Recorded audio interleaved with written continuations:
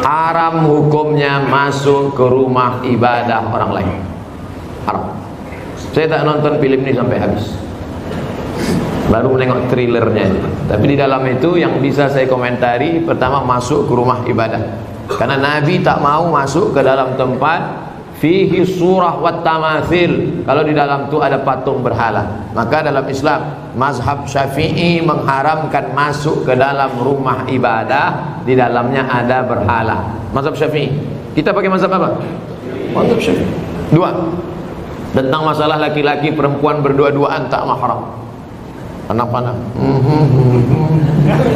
la yakhluwanna rajulun ma'a imra'atin illa ma'adhi mahramin. Oleh sebab itu maka kita jaga anak cucu kita dari perbuatan-perbuatan maksiat, bahwa ada misi-misi sesuatu di balik ini semua. Wallahu a'lam bishawab. Kita akan diminta tanggung jawab di hadapan Allah Subhanahu wa taala. Islam tak perlu diajari bagaimana berinteraksi sosial dengan saudara kita non muslim, karena kita sudah lama bertetangga, apalagi orang Tanjung Pinang. Seandainya orang Tanjung Pinang ini ekstrim, tak akan ada orang Tionghoa di Tanjung Pinang, betul?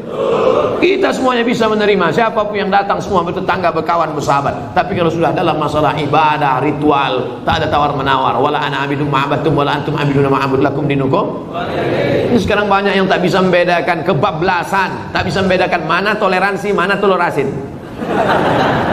Harus bisa dibedakan. Jangan karena toleransi mengorbankan keyakinan akidah anak-anak kita, nauzubillah. Dan orang-orang yang pernah di pesantren pun ketika menonton itu, ini bukan anak pesantren. Anak pesantren tak begitu. Yang mengatakan gereja, pura, candi, kuburan, bahkan diskotik tak akan mengubah akidah kita selama iman kita kuat. Ini kata siapa? Kata manusia. Saya ikut kata Nabi Muhammad sallallahu alaihi wasallam. Yang diikut ini manusia biasa apa Nabi? Nabi. Nabi tidak mau masuk ke tempat kalau ada berhala. Nabi tak mau masuk rumah kalau ada berhala di situ. Nabi tak mau masuk. Apakah berubah iman Nabi kalau masuk ke dalam? Saya tanya sekali lagi. Nabi tak mau masuk ke dalam rumah, ke dalam tempat, kepala gedung apapun kalau ada berhala. Apakah iman Nabi akan berubah kalau masuk ke dalam? Tidak. Kenapa dia tak mau masuk? Kita ikut sunnah Nabi apa ikut sunnah orang? Sunnah Nabi. Saya ikut Nabi. Kalau ada di antara ibu yang mau ikut orang, silakan. Saya ikut Nabi Muhammad SAW. Marah Ustaz? Enggak, memang gitu setelannya. Ya, kita toleransi aja nggak apa-apa. Kamu ibadah di sini, saya di sini. Kamu kamar sini, saya kamar sini. Tapi ketika berdoa di sini mengingkari, ya, yang itu nggak benar, ini yang benar. Ini mengatakan itu nggak benar, ini yang benar. Nggak akan maslahat kehidupannya. Ya. Makanya kata Buya Hamka dulu, kata Buya Hamka, sesungguhnya orang-orang, maaf, yang terjebak dengan kemunafikan tingkat tinggi, yaitu orang yang hadir pada ya, ibadah agama umat lain. Itu hipokrit paling tinggi kata beliau. Karena dia datang pada satu acara, hatinya mengingkari. Kok bisa hati orang mengingkari datang pada satu tempat yang ada? Ya. Anda diundang ke satu tempat, tapi Anda nggak suka dengan acaranya, segalanya Anda ingkari itu, tapi Anda hadir di situ, kan aneh itu. Ya, itu paling aneh. Ya. Makanya pendiri Nahdlatul Ulama, Kiai Haji Muhammad Hashim Asy'ari, itu pernah menulis kitab. Beliau punya 19 kitab. 19 kitab. Dari 19 kitab ini, kitab keduanya namanya judulnya Risalah Ahlus Sunnah wal Jamaah. Halaman ke-14, paragraf yang pertama, baris 1 sampai dengan 4. Posisi paling kanan sebelah atas. Di kitab ini, itu disebutkan Pak Ibu sekalian. Kalau Anda lihat di halaman ke-9 ya, itu judulnya tentang Faslun Awwalu Dhuhuril Bid'ah fi Ardi Jawa. Pasal yang menerangkan tentang awal munculnya bid'ah di tanah Jawa. Bid'ah yang dimaksudkan bukan bid'ah fikih, bukan, tapi akidah. Jadi aliran sesat. Ya, aliran sesat. Kata beliau, wantisyaruha fi ardi Jawa wal mubtadi'ina fiha, dan penyebarannya di tanah Jawa, di pelosok Jawa, dan orang-orangnya, tokoh-tokohnya. Itu begitu menyebutkan kalimat pertama, kata beliau, adalah penduduk Jawa itu seluruhnya itu Ahlus Sunnah wal Jamaah. Ahlus Sunnah wal Jamaah. Tapi tibalah kemudian di tahun 1330 Hijrah.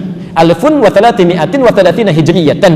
Tiba-tiba entah dari mana masuk paham-paham ke Jawa, merubah keadaan-keadaan Ahlus Sunnah itu. Bahkan ada penyimpangan-penyimpangan. Ya. Halaman 10-nya paragraf kedua baris 1 sampai 3, posisi paling kanan sebelah bawah. Di antara aliran menyimpang itu, ini bukan kalimat saya, tapi saya bacakan kembali dari kalimat kitabnya. Wa minhum rafidhiyuna. Di antara aliran menyimpang itu yang bid'ah itu ada aliran Rafidah. Rafidah itu nama lain dari Syiah. Ya, disebut Rafidah dari kata rafadha, artinya menolak. Karena Syiah itu menolak kekhalifahan Abu Bakar, Umar, Utsman. Ya, mereka katakan Ali yang berhak. Itu disebut oleh Syekh Hasim yang mendirikan Nahdlatul Ulama tanggal 31 Januari 1926. Itu aliran menyimpang. Dulu nggak ada Syiah. Tiba-tiba muncul kata beliau. Ya sebuna Sayyidina Abu Bakr wa Umar radhiyallahu taala anhuma, ya mereka sering kali mencela ya kehalifahan Abu Bakar dan Umar, semoga Allah meridai kepada keduanya, wa yubalighuna Ali bin Abi Thalib wa ahli baitihi, ya, dan terlalu mengkultuskan Ali dan ahli baitnya. Kita harus menghormati, ya, menghormati, menyayangi ahli bait dan sebagainya, tapi tidak kemudian menjelek-jelekan sahabat yang lain, ya.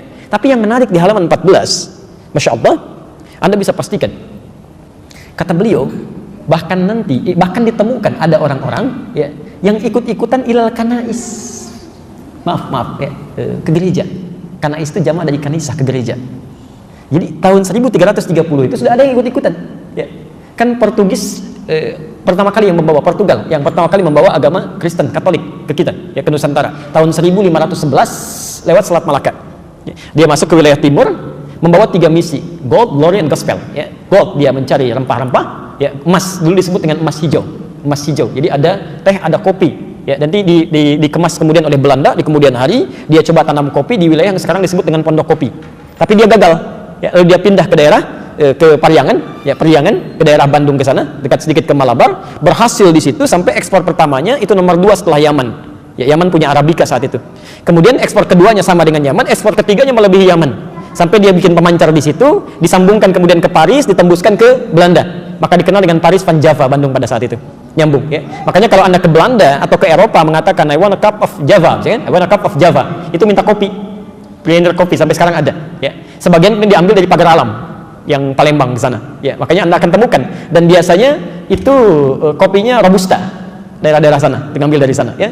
Itu saya baca ini di kakak kami waktu ke Leiden itu tadi tentang kopi, kita diskusi bawa, ya, sampaikan. Nah, itu poin-poin yang hadir di kita. Saya sambungkan dulu, kenapa nyampe ke kopi.